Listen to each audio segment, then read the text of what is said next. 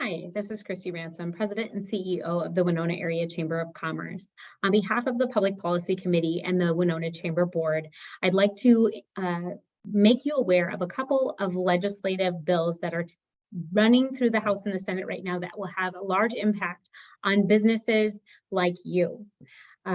One of those is House File 2, Senate File 2. This is the 24-week paid leave mandate, or the paid leave bill. This will allow an employee to take 12 weeks off for up to 12 weeks off for a personal illness or pregnancy, and then an additional 12 up to additional 12 weeks off in a calendar year for care of a loved one. That 24 weeks is 44% of a working year. That is a lot, and they are protected through this law, which is nation leading. There is nothing like this in the country. There are other bills similar in other states that are very low tax states. So that's something to make note of when legislature is looking at these things, that we are a very high tax state, and adding more tax burden to our businesses is going to not only be crippling, but also could deter new business and industry from moving to our state or growing here. This is going to be a bill that will put $1 billion in assessed payroll tax onto businesses. It's a 0.7% payroll tax increase.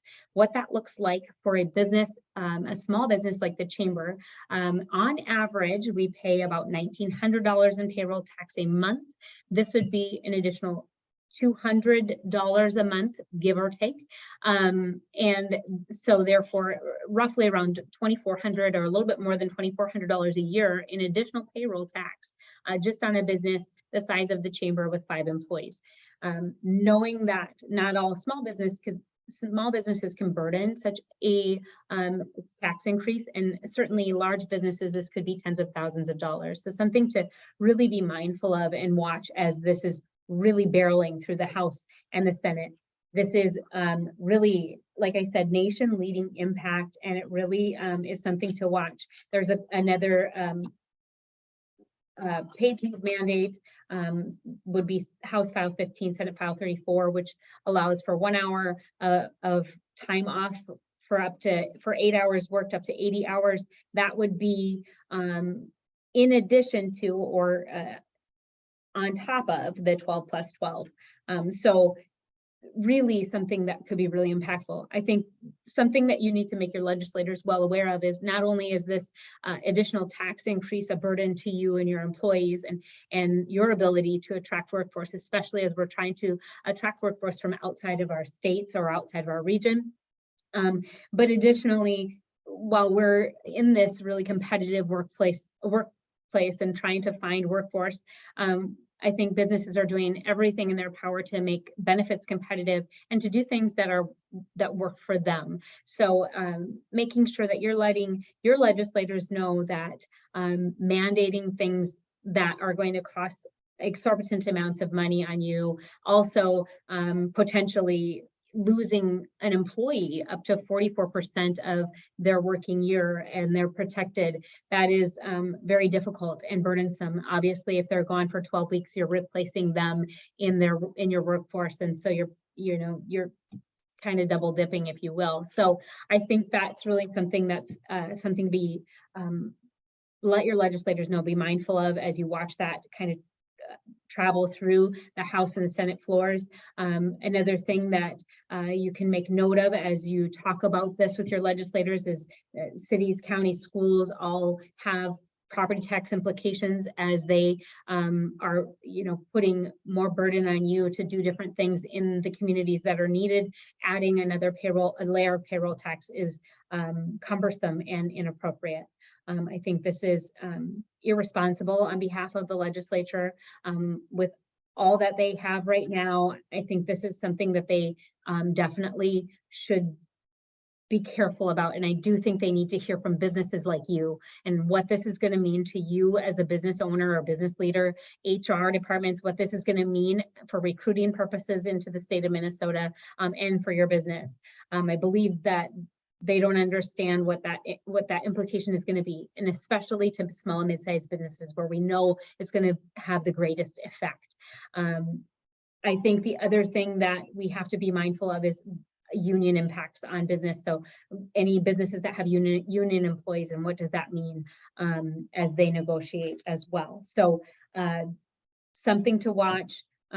Be mindful of, again, that House File 2, Senate File 2. It's making its way through the legislature. Your legislators need to hear from you. Representative Pawlowski especially needs to hear from you.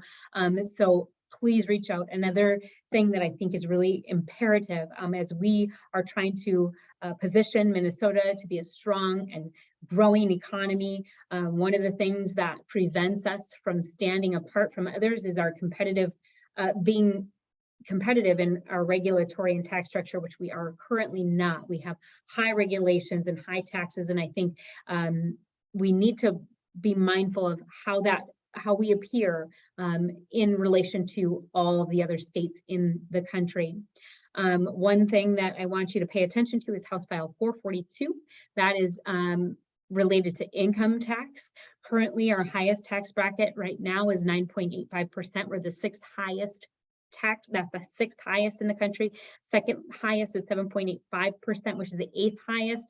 Those are remarkable. Our corporate tax rate is 9.8%. It's the 2nd highest in the country. And by 2024, we will be the highest corporate tax state in the country. And right now in House File 442, they're looking at adding a 5th tax tier of 12.45% to anyone making $400,000 or more. Why is this important? Obviously, that's a substantially over 9.85%, but what that does is put us 2nd in the country, highest income tax state behind California, and very minimally behind California at that. As we look at our neighboring Midwest states, Iowa is already working on a de-escalating tax structure.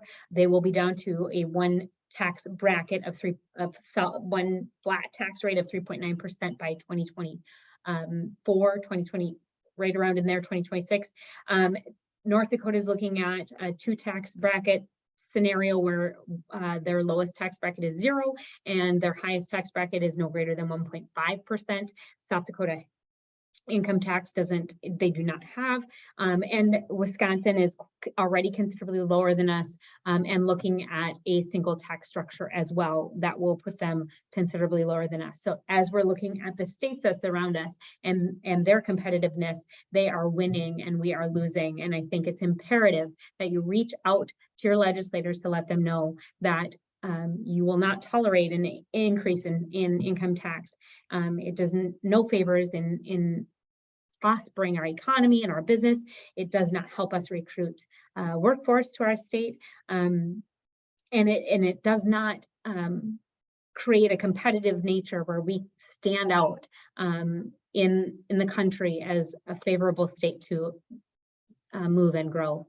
So again, workforce mandates, House File 2, Senate File 2, pay attention to those, reach out to your legislators, and tax bill, House File 442, reach out to your legislators, let them know that these are not favorable, that you do not support them, and that you'd like to see that halted before we see those bills made law and become very cumbersome and difficult to change.